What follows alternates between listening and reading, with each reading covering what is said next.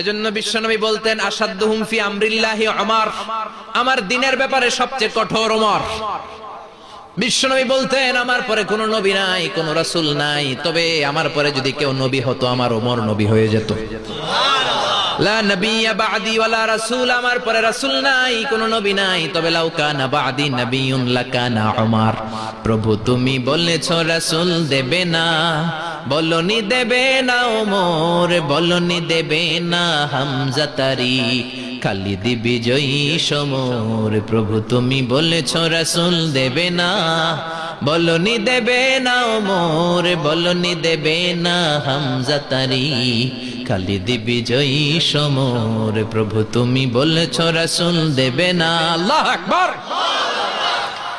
মদিনায় যত মুনাফিক ছিল জমের মতো ভয় পাইতো সাইয়েদনা ওমরকে।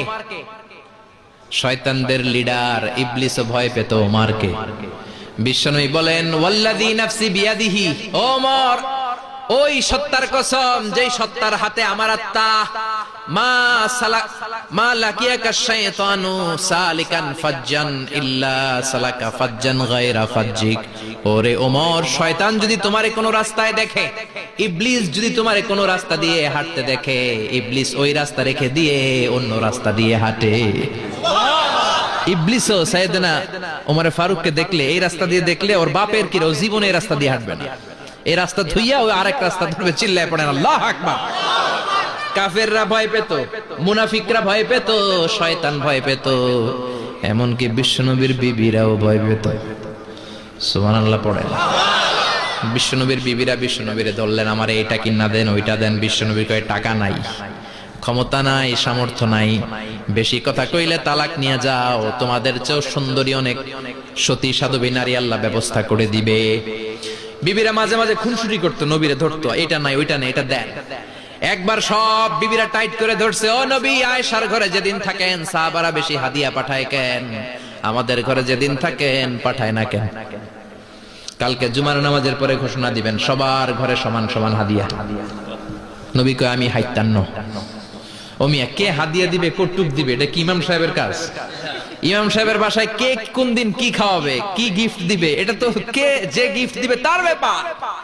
বিশ্বনবী বললেন আবু বকরকে সবাই ভালোবাসে, তাই আবু বকরের মেয়ের ঘরে যেদিন আমার ডেট পরে থাকার সময়, ওই দিন হয়তো বেশি হাদিয়া পাঠায়, তোমাদের ঘরে পাঠায় না, আমার বলার কোনো সুযোগ। বিবিরা কয় না, আপনারে বলতেই হবে। নবী কয় আমি পারবো না, বিবিরা কয় পারবেন। ইন দ্য মিন টাইম দরজার উপর থেকে কে যেন সালাম দিল, আসসালামু আলাইকুম ওয়া রাহমাতুল্লাহ। বিশ্বনবী বললেন ওয়া আলাইকুমুস সালাম। বিশ্বনবী বুঝতে পারলেন সালামটা আমার ওমরের সালাম।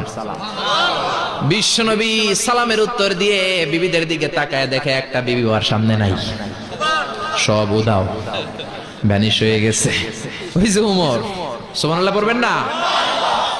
এই জন্য ওমরকে শয়তানও ভয় পেত। আমাদের বাচ্চাদেরকে, আমার মেয়ে একটা মাত্র মেয়ে, খাইতে চায় না, শুধু আমার মেয়ে না, অধিকাংশ বাচ্চাদের এই অবস্থা। ওর আম্মু দিক দিয়ে খাওয়ায়, আবার দৌড় দেয়, আবার আমি খাওয়াই, আবার কান্নাকাটি করে, বলে গল্প শোনাও, তাইলে খাবো। এখন গল্প শোনাইলেও খায় না।